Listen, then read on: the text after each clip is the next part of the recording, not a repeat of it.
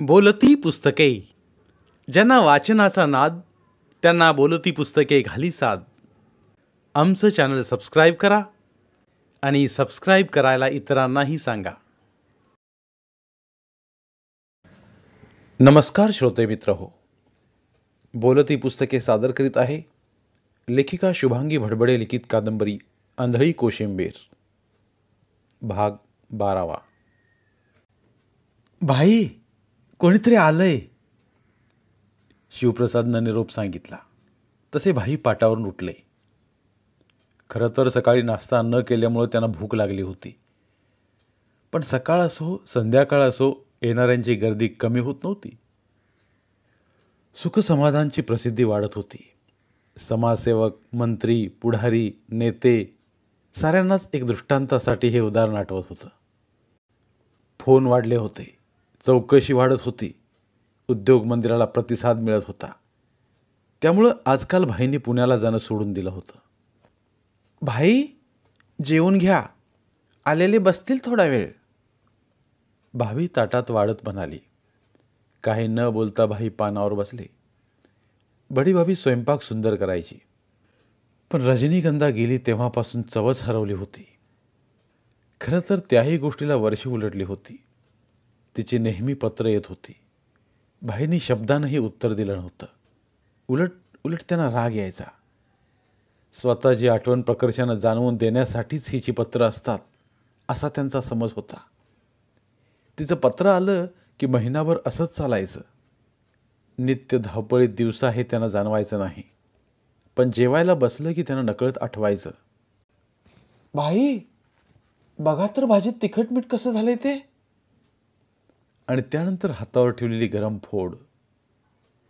दिवस निघून गेले होते. उरल्या होत्या स्मृती. किती हाकलल्या तरी त्या निगरगठ्ठ परत परत येत राहतात. कसंबसं जेवण आटोपून ते बाहेर आले. बाहेरच्या हॉलमध्ये एका खुर्चीवर दयाराम शेठ बसले होते. सुख समाधान संस्था निर्माण झाल्यापासून 50 वेळा तरी दयाराम शेठ आले होते. प्रथम माणुसकीच्या भावनेतून, मग आपुलकीच्या भावनेतून येत राहिले. हातातला पैसा उधळत होते. नाही म्हटलं तरी खूप वस्तू आणून टाकत होते. काही वेळा भाई त्यांचा अकृत्रिम प्रेम वर्षाव पाहून भारावून जात. आज दयाराम शेठना पाहताच भाई हसून म्हणाले, आज काय आणलं बुवा? तुमच्या उपकारानं इमारत वाकत चालली बघा. काय बोलता भाई? अरे, जे तुम्हाला साधलं ते साधायला आम्हाला जमणारच नाही. काय पण बोलतो हा दयाराम शेठ. अरे, खरं तेच बोलतो. बरं, जाऊ द्या. आज कसे काय आलात बुवा? दयाराम शेठने चष्मा साफ केला. धोतरानं तो पुसला आणि मिशीत हसत हसत ते म्हणाले, भाई, आज काही घेऊन आलो नाही, काही मागायला आलो. द्याल? का नाही देणार? अवश्य देईन, अगदी मनापासून देईन. पण तुमच्यासारख्या माणसाला द्यावं असं माझ्याकडे काय आहे बरं? आहे, खूप आहे. भाई, तुमच्याजवळ खूप आहे बरं. भाई काही बोलायच्या आतच दयाराम शेठने आपलं बोलणं सुरूच ठेवलं. त्यांना हवी होती रोज नवी शय्यासोबत. नाहीतरी या विधवा अनाथ बायका शारीरिक सुखापासून वंचितच असतात. त्यांची सोय आपली सोय असा त्यांनी विचार केला. त्याने हळूच आपली मागणी सांगितली. भाई चकित झाले. असं काही शेठ मागतील असं त्यांना वाटलं नव्हतं. त्यांचं स्वरूप पाहताच त्यांना त्या सामाजिक पुढाऱ्याची आठवण झाली. स्वतःला समाजाचा सेवक म्हणून घेणारा, नम्र वाटणारा तो पुढारी वारंवार संस्थेची चौकशी करायचा. एवढंच नव्हे तर वृत्तपत्रातून रकानेच्या रकाने भरून संस्थेबद्दलच्या स्वतःच्या भावना व्यक्त करायचा. एक दिवस भाईंना म्हणाला, भाई, एक काम करा, तुमची ती सविता सिन्हा माझ्याकडे पाठवा. नोकरी आहे तिच्यासाठी? नोकरी कशाला हवी भाई, मी पोचतो तिला जन्मभर. तुमची पत्नी आहे ना? असू द्या ना, मला सविता तशीच हवी आहे. माफ करा, मी तिला तशी कशी देऊ? हा काही कुंटणखाना नाही. आपण असं करू नका. बाई, तुम्ही मला नाकारलं. लक्षात ठेवा, हे हे नाही म्हणणं तुम्हाला महागात पडेल. बाईंनी निर्धार केला. जीवात जीव असेपर्यंत कोणत्याही स्त्रीचं पावित्र्य नष्ट होऊ द्यायचं नाही. भाईंनी त्या पुढाऱ्याला सविताला द्यायचं नाही असा निर्धार केल्यावर 4 दिवसांच सविता हरवली. कुठे हरवली, कशी हरवली, पत्ता लागला नाही. या पुढाऱ्यानं संस्थेच्या नावावर कोर्टात केस केली. वृत्तपत्रातून त्यांच्यावर टीका केली. भाईच्या चारित्र्याबद्दलही हवं तेवढं बोलून घेतलं. भाई स्थितप्रज्ञ राहिले. संस्थेच्या नावाचा लौकिक एका क्षणात ढासळतो की काय असं वाटायला लागलं. पण आरतीबेननं सर्व सदस्यांच्या सहीनिसी पत्रक काढून म्हटलं, सविता सिन्हाला धमकीवजा निनावी पत्र येत होती. ती पत्र आमच्याजवळ आहेत. त्या पत्र पाठवणाऱ्यानंच तिला पळवून नेलंय. पोलिसांनी तिला शोधावं. बाकींच्यावर खोटे आरोप करणारे जातिवंत समाजसेवक, प्रतिष्ठित नागरिक या जातीनं लक्ष घालतील काय? तेव्हा या सविता सिन्हा प्रकरणाचा निकाल लागला. तेव्हापासून भाई अधिक जागरूक झाले आणि मग त्यांच्या लक्षात आलं, मंत्र्यापासून आपल्याकडे येणाऱ्यांची गर्दी का वाढली. मनात प्रत्येकजण हाच अडाका बांधून येत असणार. त्यांच्या डोक्यात प्रकाश पडला. पण दयाराम शेठ असं काही म्हणतील ह्यावर त्यांचा विश्वास नव्हता. त्यांच्या डोळ्यातली आजची चमक काही वेगळीच होती. बाई, आपण पेरतो ते उगवण्यासाठीच. मी पैसा पेरला तो उगीच नाही. निदान माझ्यासारखा सावकार सहजासहजी पैसा घालणार नाही हे तरी कळायला हवं होतं. शेठजी, मी समजत होतो ही माणुसकी आहे. त्या भावनेतून तुम्ही करताही मदत. माणुसकी कशाला? माणूस म्हणून जगायलाच ना. माझ्या इच्छा पूर्ण करणं ही सुद्धा माणुसकी आहे. पक्का व्यवहारी माणूस आहे मी. दिलेलं दाम दुपटीनं घ्यायची माझी सवय आहे. शेठजी, माझं ऐका. असं करू नका. मी असं होऊ देणार नाही. तुला करावं लागेल भाई. दयाराम शेठ एकेरीवर आला होता. हवं ते प्राप्त करून घ्यायची त्याला सवय होती. शांतपणानं ठाम निर्णय देणाऱ्या भाईंचा त्याला राग आला. आजवर तो त्या संस्थेतल्या अनेक तरुणींवर डोळा ठेवून होता. आरतीबेनला अनेक आमिषे दाखवण्याचा प्रयत्न त्यानं ह्यापूर्वी केला होता. पण आरतीबेन पक्की बाई होती. ती दयाराम शेठला दाद देत नव्हती म्हणून प्रथमच ते चिडले होते. त्यात भाईंचा शांत निर्णय ऐकताच त्याचं रक्त तापलं. ते एकदम उभे राहतच म्हणाले, भाई, डोक्यातून सारं काढून टाक. हां, एक पोरगी रोज पाठव. तुझं सारं चांगलं होईल आणि माझंही काम होईल. पण संस्थेवरचा लोकांचा विश्वास उडेल तो, त्याचं काय करणार? आपल्या सुंदर भाभीबरोबर तुम्ही राहता. लोक काय करतात? करतात ना सत्कार. लोकांना कळलं पोरी पाठवल्या जातात तरी संस्था ओस पडायची नाही. देणगीदार वाढतील, संस्था आपल्या भरभक्कम पायावर उभी राहील. आणि शेवटी हा व्यवहार आहे. काहीतरी द्यावं लागतं तेव्हा काहीतरी मिळतं. भाईच्या अंगाची लाही लाही होत होती. पण ते राग आवरून गप्प बसले. तरी त्यांच्या डोळ्यात रागाची छटा दिसत होती. दयाराम शेठ म्हणाले, बाई, मी दिलेलं दाम दुपटीनं वसूल करणारा व्यापारी आहे. मला वसुली उत्तम प्रकारे करता येते. माफ करा दयारामजी, मला असं करता येत नाही. एकतर मी संस्कारातून वाढलेला माणूस आणि दुसरं कायद्याने चालणारा. मग तुझ्या बडीभाबींची कायद्यानं संबंध असतील की मनानं, शरीरानं? दयाराम शेठ, सारा राग आवरत एक एक शब्दावर जोर देत ते बोलत होते. बडी भाभी माझी बडी भाभी आहे. ती मर्यादा मी कधीच ओलांडली नाही. अरे जा रे. दयाराम शेठ, तुम्ही असलं काही बोलाल असं वाटलं नव्हतं मला. सारं गाव बोलतं शिवाय तुमची माताजी. भाईंची जीभ टाळूला चिकटली. काय बोलावं कळेना. ते तसेच बसून राहिले. मी 8 दिवसांनी परत येतो. विचार करा भाई, हा सौदा महागात पडेल नाही तर. दयाराम शेठ बंगल्याच्या पायऱ्या उतरून स्वतःच्या मोटारीतून बसून निघून गेले. भाई कितीतरी वेळ रस्त्याकडे पाहत होते. विचित्र आरोप आणि विचित्र मागण्या ऐकायची त्यांना सवय झाली होती. सुख समाधान संस्थेकडे पाहण्याची दृष्टीच बदलली होती. त्यांना आठवलं, परवा एक वृद्ध शिक्षक आला होता.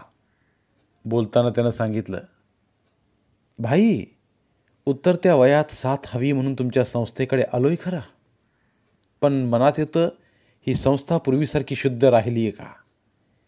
इथं बायकांचे व्यापार केले जातात अशी ओरड ऐकू येते.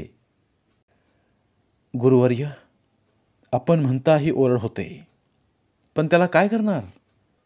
ज्यांना ज्यांना स्त्रिया उपभोगासाठी नाकारल्या त्यांनीच ही संस्थेची बदनामी करणं सुरू केलंय. तेव्हा आपणच सांगा, मी काय करू? भाई, हा बदनामीचा वादळवारा थांबेपर्यंत झगडत राहा. ह्या वादळवाऱ्यात जगलात तर जीत तुमची आहे, नाहीतर ह्यात कोलमडून पडलात तर पराजित तुम्ही व्हाल. लोकांना तुमच्यावर विश्वास ठेवायला जड जाईल. पण खरं सांगतो, ही संस्था आरतीबेन चालवतात. त्या निग्रहाने ह्या परिस्थितीला तोंड देतात. पण माझा केवळ दुरून येणारा संबंध संस्थेला घातक होतोय. मी ते नसतो तर कदाचित ही संस्था जोमाने वाढेल असा विचार मनात येतोय. कितीतरी वेळ भावनाभरात भाई बोलत होते. ते शिक्षक म्हणाले, तुमच्यावर माझा विश्वास असा आणखी खूप जणांचा बसेल. ही अशांतीची लाट जाऊ द्या, मग येणाऱ्या लाटा सौम्य असतील. ते वृद्ध शिक्षक एक सुयोग्य जोडीदार निवडायला आले होते आणि त्याने रीतसर तिच्याशी लग्न केलं. सुखाचा संसार चालू आहे. रजनीगंधाही सुखात आहे. अशा कितीतरी स्त्रिया जीवनमार्गावर सुखाची फुलं उधळत जात होत्या. भाईंविषयी त्यांना आदर होता, अपार श्रद्धा होती. आपल्याला खूप मिळाले तेही संस्थेमुळे ही जाणीव होती. पण त्यांची संख्या कमी होती. समाजाचं लक्ष संस्थेच्या चांगल्यावर होतं, पण दिवसेंदिवस संस्थेविषयी येणारी ओरड वाचली की समाजही त्या दृष्टिकोनातून संस्थेकडे बघायला लागला होता. येणाऱ्या पुढाऱ्यांना, समाजसेवकांना, दानी लोकांना वाटत होतं, रात्रीच्या अंधारात आपली भूक भागवण्याची संस्था तयारी दाखविल. पण तसं होत नव्हतं. भाईंना कळत नव्हतं, काय केलं म्हणजे हे सारं थांबेल. बडीभाभीविषयी लोकांची ओरड नवीन नव्हती. त्या ठिकाणी ते समाजाची पर्वा करणार नव्हते. वेळ पडली तर बडीभाभीसह विहिरीत जीव देऊन लोकांच्या मताला बळकट करणार होते. बडीभाभी आणि त्यांच्यात असलेलं नातं केवळ परमेश्वरालाच ठाऊक होतं. तोच त्यांचा न्याय करणार होता. त्यांना सारखं वाटत होतं, कितीही शुद्ध राहिलं, पवित्र राहिलं तरी हे विचित्र आरोप सहन करण्याची आपली ताकद संपत चालली आहे. माताजींनी केलेला प्रचार कमी नव्हता. एक आई आपल्या पोटच्या मुलासाठी सर्वस्व अर्पण करते, तर माताजीसारखी आई पोटच्या मुलाचं सर्वस्व उजाड करते. किती वेळा वाटायचं त्यांना की माताजी येईल, निदान आपल्याला हाक मारील, पण नाही. वृद्धत्वाकडे झुकूनही तिचा पीळ कायम होता. खूपदा वाटायचं त्या आपल्या वाड्यात एकदा नुसतंच फिरून यावं, पण ते शक्य नव्हतं. विजय हरी खूपदा यायचे. ते आले की घराचं चित्र नजरेसमोर साकार व्हायचं. छोटी पिंकी आठवायची, पुष्पा आठवायची. आताही बसल्या बसल्या भाईंना कुठल्या कुठं विचारणं घेरलं होतं. तेव्हा सारे विचार झटकून ते उठले आणि बंगल्याच्या पायरीवर जाऊन उभे राहिले. दूरवरती सुख समाधान संस्था डौलात उभी होती. आंब्याच्या झाडाजवळ मुलांचा खेळ चालला होता. विहिरी पलीकडे कसला तरी उद्योग चालला होता. बायकांची लगबग, मुलांचा गोंधळ, साऱ्या आवाजाने तो परिसर गजबजून गेला होता.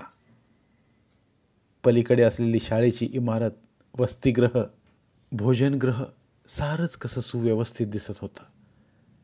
संस्थेतल्या मुलांवर स्त्रियांवर कसलेच आघात होत नव्हते.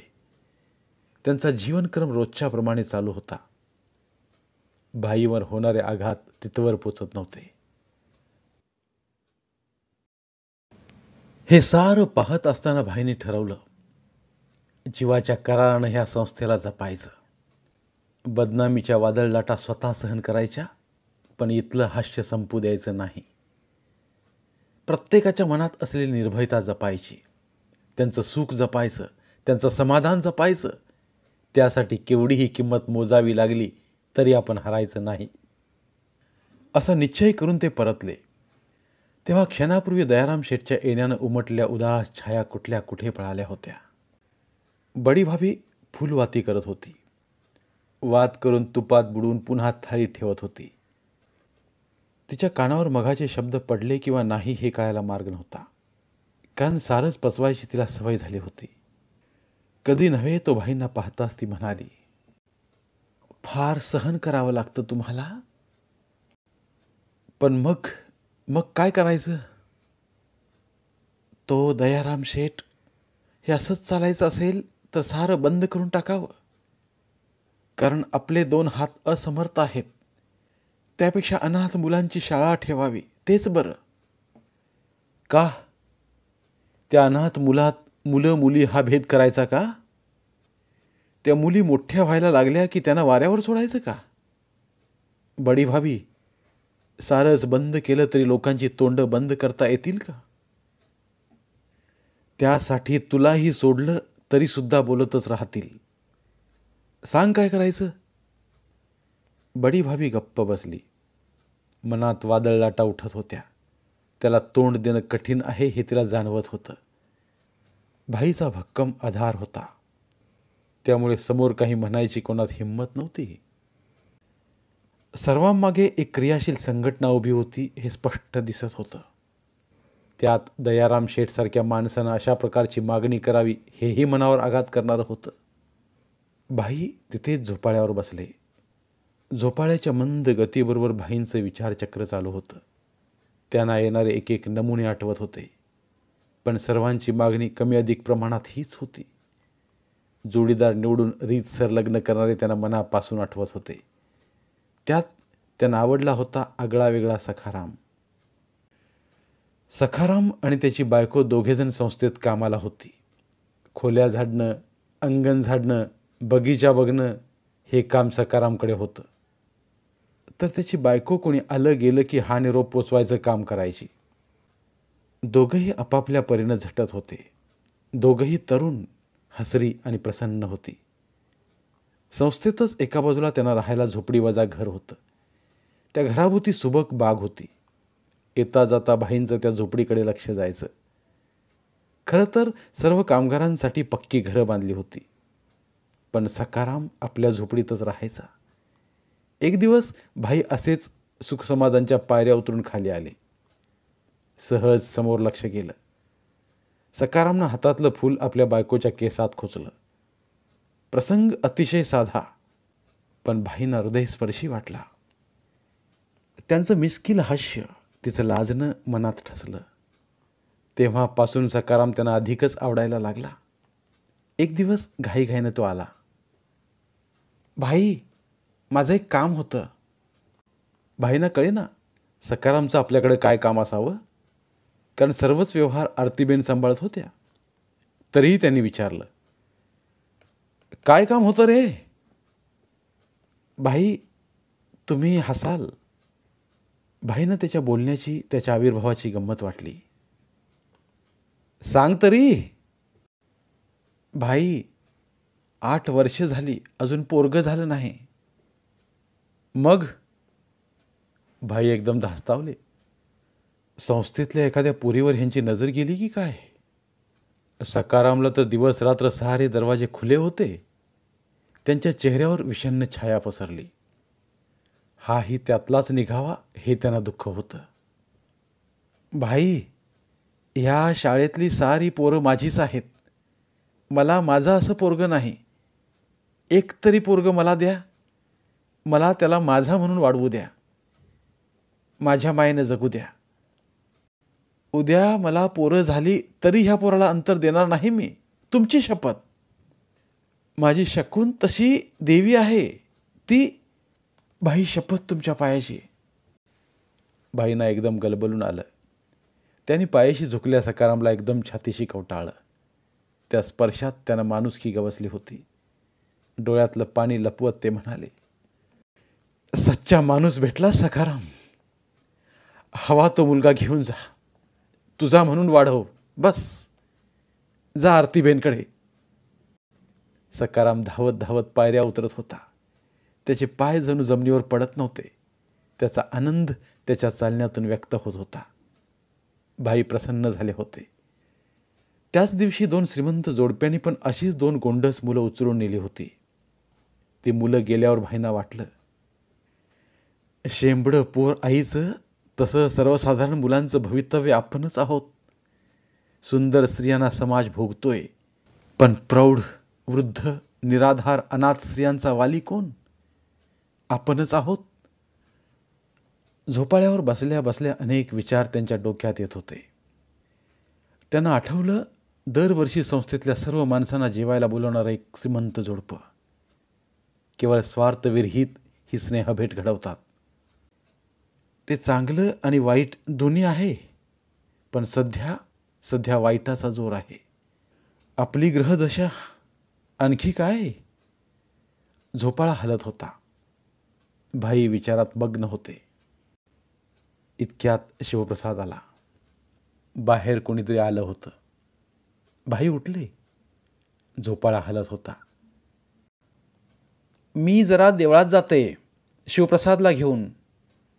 इतक्या संध्याकाळी देवदर्शन? त्यापेक्षा लवकर का जात नाही? दिवसा जावंसं वाटत नाही. बडीभाभींच्या शब्दातून निसटलेला अर्थ भाईंच्या डोक्यात स्पष्ट झाला. ते काहीच बोलले नाहीत. धोतराचा सोगा हातात उचलून ते हॉलकडे चालू लागले. भाई, मी रजनीगंधा. संध्याकाळच्या धुसर वातावरणात ती उभी होती. काहीशी कृश, अबोल आणि गंभीर अशी. भाई एकदम चमकलेच. ह्या पूर्ण वर्षात तिच्याकडून पत्र नव्हतं. भाईंना आठवण येत होती. किंचित रागही आला होता. पण ती पूर्ण सुखात असावी, त्याविना असं करणार नाही असं त्यांना वाटत होतं. आणि आज अचानक उदास क्षणी रजनीगंधा खाली मान घालून उभी होती. आज अचानक आलीस? महेश कुठं आहे? रजनीगंधाने मान वर केली. भाई तिच्याकडे पाहत होते. कपाळावरचं सौभाग्य हरवलेली रजनीगंधा त्यांच्या समोर उभी होती. कसं आणि काय विचारावं हे त्यांना कळेना. भाई, सारं संपलं. महेशचा अपघात झाला. भाई सुन्न झाले. रजनीगंधा अचानक आलेली होती, नेहमी करता. भाई, ते गेले आणि घरातलं माझं अस्तित्वच संपलं. परिस्थितीशी झगडत वर्ष काढलं, पण अखेर निभाव लागेना माझा. घरून पळून आले मी, सोबत माझ्या छोट्याला घेऊन. मला आसरा हवाय भाई. मला सोबत हवी आहे, नाहीतर मी पागल होईन. निर्माल्य झालेलं शरीर असलं तरी मला आधार हवाय. माझ्या छोट्याला पित्याची माया हवी आहे. केवळ त्या दिवसाच्या आशेवरच तुमच्याकडे आले मी. नाहीतर सुख समाधान आहेच. पायऱ्यावर खेळत असलेला छोट्या एकदम येऊन तिला बिलगला. 3 वर्षांचा छोट्या हुबेहूब महेशची प्रतिमा दिसत होता. त्याच्याकडे पाहताना त्याला एकदा जवळ घ्यावं असं वाटलं, पण ते गप्प बसले. भाई, रागावलात? भाईने नकारार्थी मान हलवली, पण तिच्या प्रश्नाला उत्तर सुचत नव्हतं. भाई, माफ कर रजनीगंधा. मी सकाळीच बोलेन. मला ह्या क्षणी काही सुचत नाही. तू आरतीबेनकडे जा. निराश रजनीगंधा बंगल्याच्या पायऱ्या उतरत होती. भाई तिच्या धावत जाणाऱ्या छोट्याकडे पाहत होते. त्यांच्या मनात आलं, परिस्थिती माझी परीक्षा घेते आहे की काय नकळे. जेव्हा आपण रजनीगंधासाठी आतुर झालो होतो, शरीर आणि मन तिच्याभोवती केंद्रित झालं होतं, तेव्हा ती महेशीला घेऊन आली. तेव्हा तर तिचा राग आला होता. आणि आणि महेशने मागणी घातली तेव्हा तर शरीराचा एक भाग गळून पडलाय अशी बधीरता आली होती. किती किती गदगदून रडलो होतो आपण. आज रजनीगंधा परत आली छोट्याला घेऊन. तेव्हा ती घटस्फुटीत होती, आता ती विधवा आहे. तिला छोटा मुलगा आहे, तिला आधाराची गरज आहे. आणि आपल्याला आपल्याला काय होय? आपल्या शरीराची भूक नाही का? आपल्याला मनापासून प्रेम नकोय का? आणि आपलं पितृत्व तेही आपल्याला नको का? एक ना दोन, भाईंच्या मनात अनेक प्रश्नांनी फेर धरला. त्यात ते इतके अडकले की भाभी येऊन उभी राहिली तरी त्यांना पत्ता नव्हता. भाभीला त्यांची दशा पाहवत नव्हती. त्यांनी हळुवारपणे साद घातली. भाई. भाईच्या हृदयात कुठेतरी गोड शिरशिरी उठली. त्या स्वरातलं माधुर्य आणि आपुलकी त्यांच्या हृदयाला भिडली होती. त्याच नादात त्यांनी डोळे मिटवून घेतले. मग पुढे काय झालं भाई? पत्रकार मित्रा, हाच इथेच माझ्या जीवनाचा अंत. असं कसं म्हणता भाई? सुख समाधान संपलं की मी संपलो. त्याला संपवण्यासाठीच हा अटापिटा चालू आहे ना. पण मित्रा, तुला माझी केवळ जीवन कहाणी हवी होती. ती मी कधीच कोणाला सांगितलेली नव्हती. झालं तुझं समाधान? ह्या ठिकाणी पण मी पराजित झालोय. ठरवलं होतं मरेपर्यंत ह्या कानाचं त्या कानाला कळवायचं नाही. हृदयात दडलेली भावना ओठातून शब्दाने सुद्धा बाहेर काढायची नाही. पण आग्रहाने तू बसलास. सांगितलं सारं. भाई, तुम्ही सांगितलं, मी धन्य झालो. एका अलौकिक व्यक्तिमत्वाची ओळख नव्याने झाली मला. पण भाई, अगदी शेवटचाच प्रश्न हा, विचारू? आता विचारावं असं राहिलंच काय आहे? भाई, रजनीगंधावर तुमचं अधिक प्रेम होतं की पुष्पावर, की जीवनभर साथ देणाऱ्या बडी भाभीवर? प्रश्न अवघड असला तरी उत्तर सोपं आहे. त्या क्षणी मी स्वतःला झुकून त्यांच्यावर प्रेम केलंय. तेव्हा कोणावर प्रेम कमी, कोणावर अधिक, हा प्रश्नच येत नाही. चूक भाई, एकदम चूक. त्यातल्या त्यात अधिक प्रेम कोणावर तरी असणारच. पत्रकार मित्रा, आता काय सांगू? एक तरी गोष्ट माझी अशी राहू दे ना. भाईने जवळ घेतलेले पाय लांब केले. रात्रभर खुर्चीत बसून त्यांचं अंग आखडलं होतं. पहाटेचा सुमार होत आला होता. शुक्राची चांदणी असीम तेजाने चमकत होती. काही काळातच निस्तेज व्हायचंय याची जाणीवही तिला नव्हती. आकाशभर चंद्राचा सौम्य प्रकाश पसरला होता. रजनी थकून झोपली होती. साखर झोपेतली तिची स्वप्न फुलाफुलावर सांडली होती. ती स्वप्न वेचताना उमलणाऱ्या कळ्या हळूच हसत होत्या. मित्रा, आराम कर. पहाट होत आली आहे. भाई, त्याने उठून पटकन त्याचे हात धरले आणि तो म्हणाला, समाज तुमच्याविषयी काही म्हणो, मी तुमच्यासाठी झगडत राहीन, आवाज उठवत राहीन.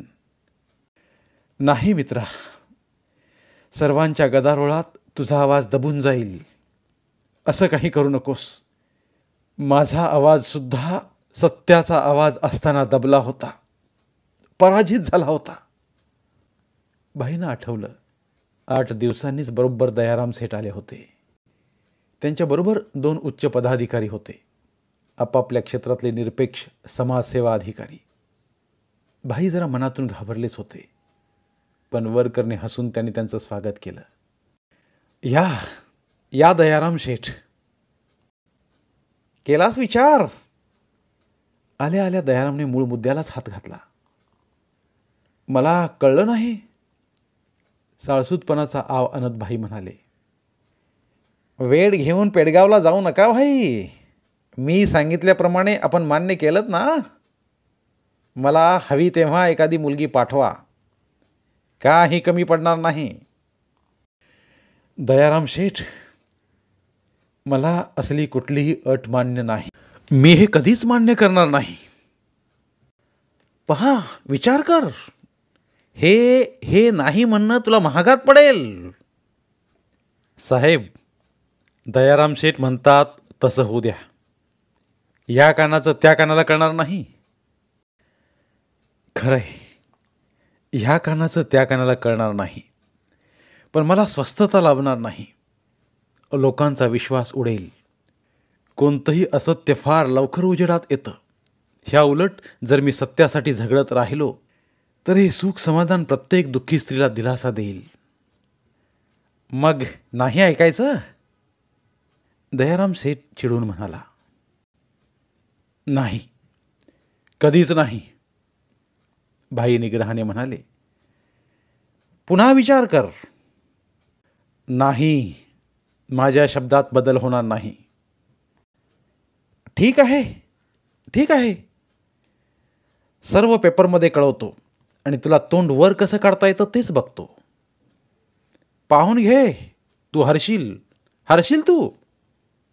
या जगात तोंड देणं सोपं नाही. अजून विचार कर. मी उद्या संध्याकाळपर्यंत वाट पाहतो. दयाराम शेठ, तुमच्या हातात माझं जीवन मरण सोपून मी निर्धास्त राहतो. दयाराम शेठ आले तसे घाईघाईने गेले. बोलल्याप्रमाणे करीन असे भाव त्यांच्या चेहऱ्यावर स्पष्ट दिसत होते. भाई आपल्या तत्वावर अचल होते. दयाराम शेठच्या म्हणण्याप्रमाणे आपण काही झालं तरी वागायचं नाही असं त्यांनी मनोमन ठरवून टाकलं होतं. त्यांना माहीत होतं दयाराम शेठचा पैसा वरपर्यंत गेला होता. मोठमोठी माणसं त्याची गुलाम होती. सारे मार्ग त्याला माहीत होते. एवढ्या मोठ्या माणसाशी टक्कर देणं साधं सोपं नव्हतं, पण ते त्याने स्वीकारलं. इतक्या दिवसात न आलेला थकवा एकदमच सोबतीला आला. सतत 8 दिवस मनावर टांगती तलवार होती. त्यात आली रजनीगंधा. सारंच निरुत्तर झालं होतं आणि शेवटी आज पत्रकार येऊन गेले. हव्या तशा प्रश्नाने घायाळ करत गेले. पावित्र्याच्या चिंधड्या उडवल्या. त्यांना टराटरा फाडलं आणि वरमी बोट ठेवून नको तेवढे आघात केले. सारं आठवत भाई बसले होते.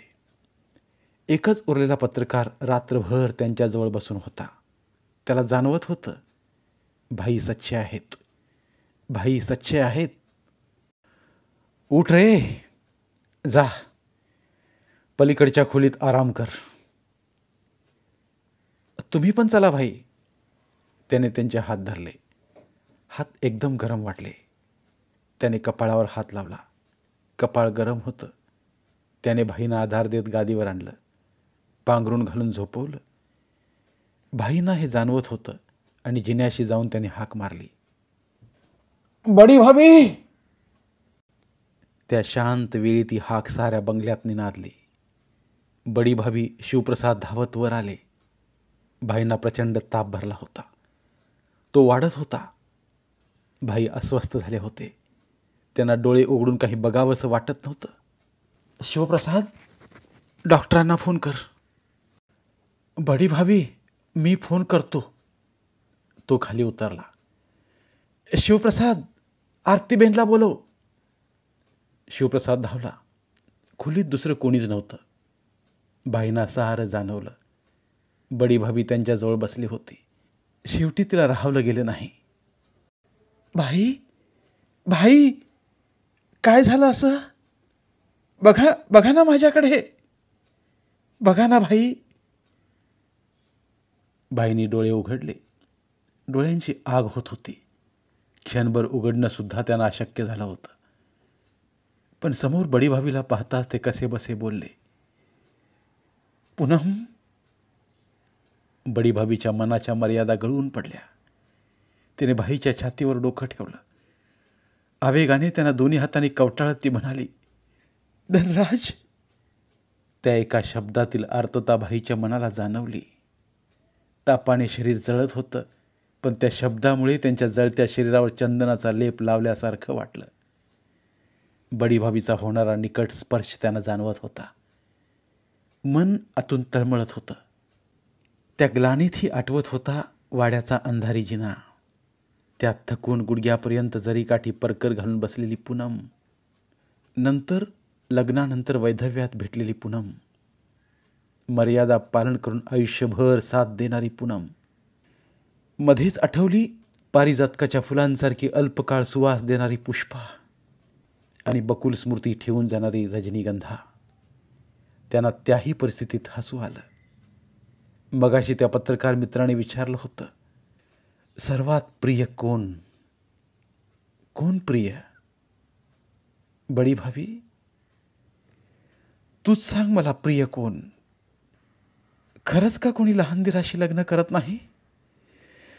तू माझी सावत्र वहिनी आहेस तरी सुद्धा नाही करत असं लग्न? कोणत्या मर्यादा तू पाळत होतीस? कशा करता? कोणाचा आनंद होता त्यात?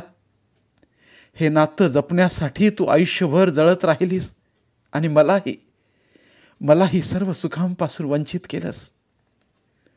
सुखाचा, आनंदाचा मला शाप होता. तुझा काहीच दोष नाही. हा शाप घेऊनच जन्माला आलोय मी. माझ्याबरोबरच माझा हा शाप संपेल. कदाचित माझ्या सहवासाचा शाप तुम्हाला भोगावा लागत असेल. नाहीतर कुठला कोण तो दिनेश? त्याच्यावरून पुष्पाला चारित्र्यहीन का ठरवण्यात आलं? आणि तिनं तरी एवढा सासुरवास भोगत असताना त्या कारणासाठी मला न विचारता या जगाचा निरोप का घ्यावा? का? आणि ती रजनीगंधा महिन्याभराच्या संबंधानंतर अचानक महेशला घेऊन का यावी? महेशने मागणी घालून तिला घेऊन जावी. खरंच आपलं नशीब. भाईंच्या मनात प्रेमाचे आवर्त निर्माण होत होते. त्यांना बडीभाभीचा आपुलकीचा स्पर्श जाणवत होता. त्यांना वाटत होतं दोन्ही हातांनी बडीभाभीला जवळ घेऊन म्हणावं, नको रडूस पूनम, कदाचित पुढच्या जन्मी. पण हात उचलायचं पण त्राण त्यांच्यात नव्हतं. अतिशय तापामुळे संवेदना हळूहळू कमी होत होती. पण डोळ्यांपुढे बडीभाभी पूनम होऊन धावत होती आणि भाई तिला पकडायला धावत होते.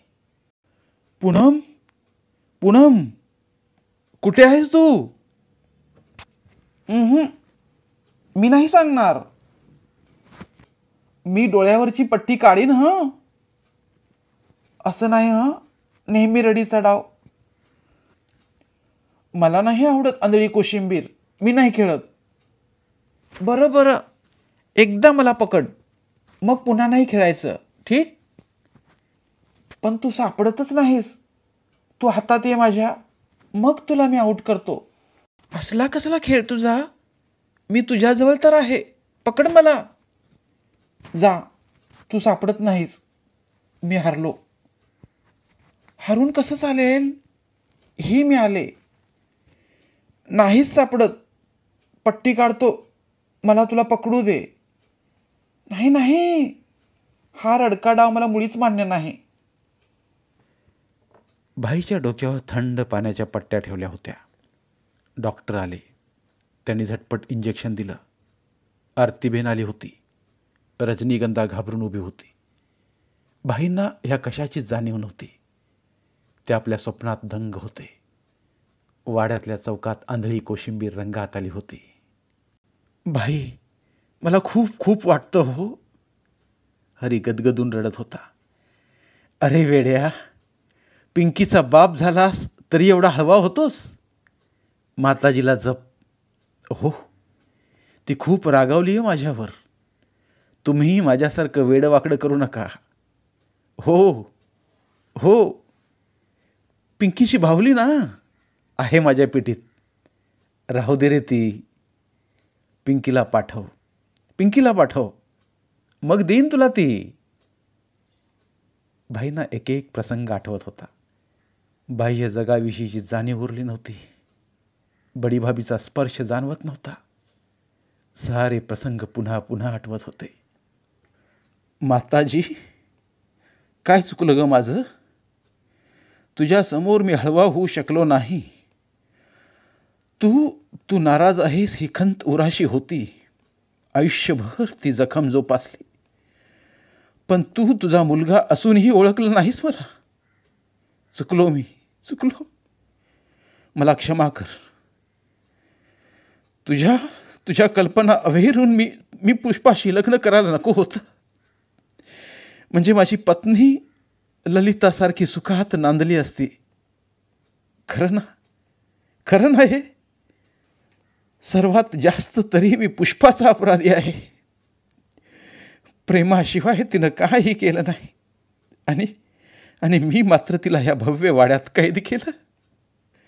माझ्या तिच्या प्रेमाचाही अंत झाला. बडी भाभी,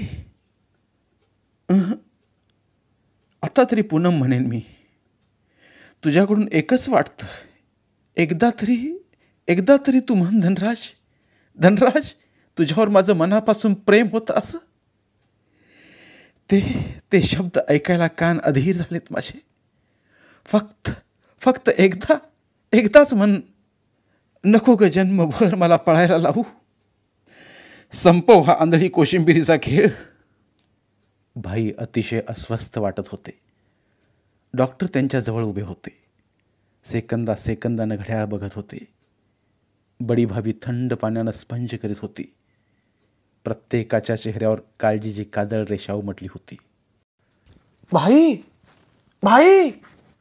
पत्रकार मित्र धावत आला. त्याच्या हातात पेपर होता. भाई! त्यानं हाक मारण्याचा सपाटा चालवला. डॉक्टर मनाई करीत होते. शेवटी तो म्हणाला, डॉक्टर, मला बोलू द्या. मी जर बोललो नाही तर भाई असेच निश्चित पडतील. माझे शब्द त्यांना संजीवक वाटतील. मला बोलू द्या. काल रात्रभर आम्ही गप्पा मारत होतो. मी इथल्या प्रसिद्ध दैनिकाचा प्रमुख वार्ताहर, पत्रकारांचा नेता. रात्री भाई कथा सांगत होते. मध्येच उठून मी दैनिकाला फोन लावला आणि त्रोटक सारी माहिती कळवली.